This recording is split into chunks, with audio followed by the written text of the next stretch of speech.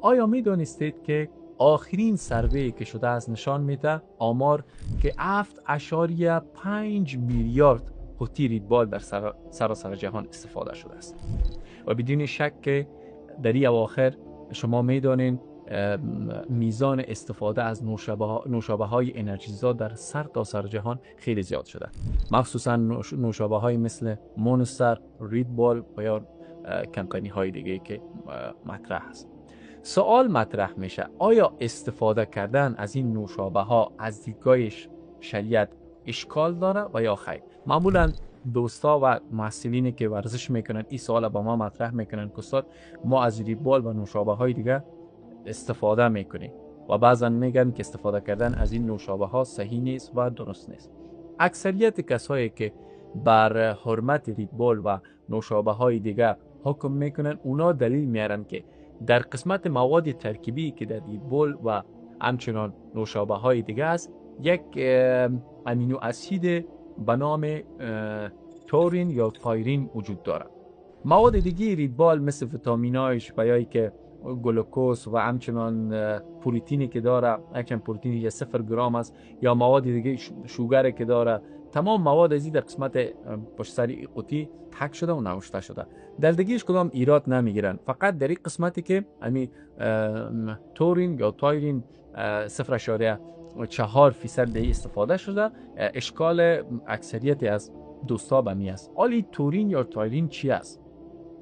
دوستان معزز، اکثریت مردم به این قید هستند که این ادرار گاو وحشی است یا اسپرم گاو وحشی است. عزیزایی که دکتر هستند سخنان ما بهتر شاید درک کنن و شما میتونید با دکترای معزز این مسئله در میان بگذارین. این امینو اسید نه تنها در اسپرم حیوانات بلکه در تخم و همچنان در گوشت نیز پیدا میشه. پس هیچ کس حکم کرده نمیتونه که حتما اما اسپرم گاو وحشی است. یک موضوع دیگه، کسایی که بر حرمت ریدبال فیصله میکنن و حکم میکنن، شما میفهمین یگانه چیزی که در دین مقدس اسلام مورد توجه بیش از اندازه است و تا کسی که تخصص نداشته باشه به او بیش از اندازه باید در این مسائل فتوا نده و جسارت نکنه. بحث مسئله حل و حرمت است. به این مسائل دوستان شما خیلی دقیق باشین.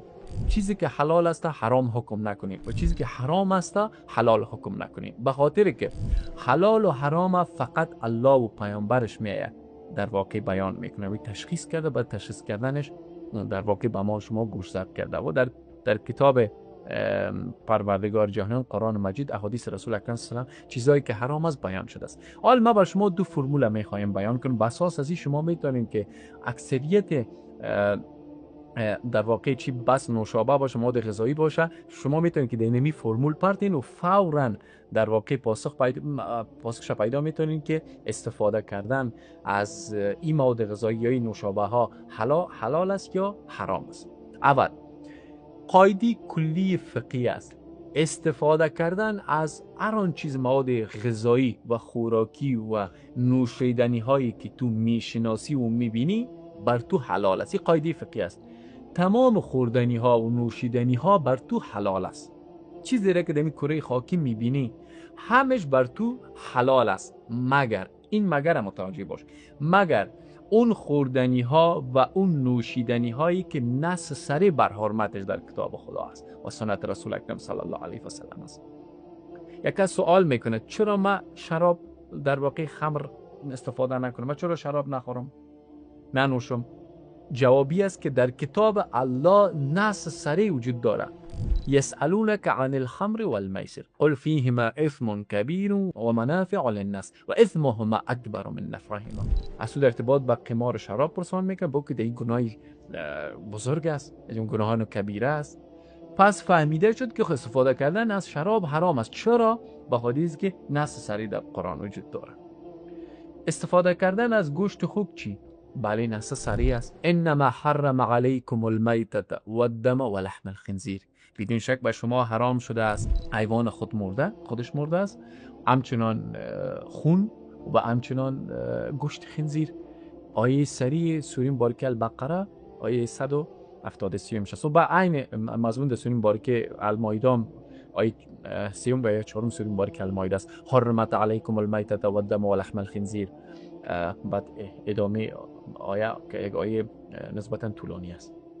پس این فلمول به ذهنتان باشه. استفاده کردن از تمام مواد غذایی نوشیدنی در واقع بر شما حلال است مگر اون چیزی که نص صریح بر حرمتش آمده. یک.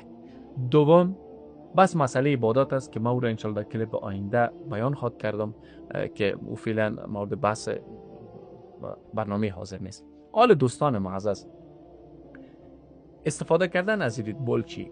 اولا تورینی که در ریدبول است ای ادرار گاو وحشی و همچنان اسپرم گاو وحشی نیست، بخاطر که این امینو اسید از طریق تخم و از طریق گوشت و همچنان مواد حتی میتونه که در واقع مواد کیمیاوی ساخته شده که باعث انرژی انسان میشه و انسان بدون شک بر ضرورت داد. پس ما تو حکم کردن نمیتونیم که ریدبول حرام است، مونستر حرام است و نوشابه های دیگه که در واقع امروز استفاده میشه این حرام است. اشکال نداره باز خسته میشه استفاده کنیم. اما یک موضوع دیگه، بدون شک که امروز دکتران معزز ما در اون مسئله جسارت نمیکنیم که بیایم نظر بدیم، اما دکتر صایبا میگه که میزان بیش از اندازه از این نوشابه ها باعث مثلا تکلیف های قلبی، مثلا تکلیف گرده و همچنین تکالیف دیگه در بدن انسان ایجاد میکنه. البته در سوره مبارکه البقره پروردگار جهاننده آیه 195 چیزی با میفرماید ولا تلقوا بایدیکم الی التهلکه، خودتان با دستان خودتان به هلاکت نیندازین. استفاده بیش از اندازه از ریدبول، مونستر و تمام انرژی های دیگه که استفاده میشه و بیش از اندازش ضرر داره، میشه که انسان از مواد در واقع از آب طبیعی میوه‌جات استفاده کنه بخاطر که خالی از اضرار نیست. و این دکتر صایبا نظریات متعدد در ارتباط به میزان بیش از اندازه از این انرژی ها چی کردن، اضرارش بیان کردن. چیزی که ما در برنامه حاضر آمدم پیرامون صحبت کردیم که بیاین به خودمان جسارت نتیم که چیزی را که حلال است حرام و چیزی را که حرام است حلال بیان کنیم. کسی می آمد به نزد پیامبر اکرم صلی الله علیه و آله میخواست پرسان کنه که چی حلال است چی حرام است. رسول اکرم صلی الله علیه و سلم برش میگفت که این حلال است و این حرام است. دید که شخص زیاد سوال میکنه در ارتباط به حلال و حرام. بعد پیامبر اکرم صلی الله علیه و سلم چهرهشون دیگرگون شد، ناراحت شدن. گفت الله حلال بیان کرده است، حرام هم بیان کرده است. یگان چیزی در میان پروردگار جهانیان سکوت اختیار کرده است و سکوت الله به مثابه رحمت الله است. ارتباط به اون موارد یک سری از موارد پروردگار فراموش نکرده است اما سکوت کرده است. سکوت الله را رسول اکرم صلی الله علیه و آله میگه شما به مثابه رحمت الله به خودتان تلقی کنید. اگر الله بسیاری چیزا را مثلا میامد لستوار بیان میکرد که این حرام این حلال این حرام این حلال، زمینه بر شما تنگ میشد، زمینه بر شما زندگی کردن بر شما ضیق میشد. بعد خودتان زندگی را برتن ضیق نسازین و مشکل نسازین. پیامبر اکرم صلی الله علیه و آله چیزی را که الله سکوت کرده است و سکوتش به معنای فراموشی نیست، بخاطر و ما کان ربک نسیا، پروردگار فراموشکار نیست. این از این سکوت الله به مثابه رحمت استفاده کنی. پس دوستان عزیز، از دیدگاه شریعت هیچ کدام دلیل به خاطر حرمت ریدبول و همچنین مونستر به خاطر وجود این تورین نیست. اما از دیدگاه بحث مسئله طبابت، بحث مسئله دکتر صایبا که تعلیقات دارن که استفاده از چی از راه داره، او را میشه که بدون شک ما میپذیریم و قبول داریم و نباید بیش از اندازه استفاده شد. و السلام علیکم و رحمت الله و برکاته.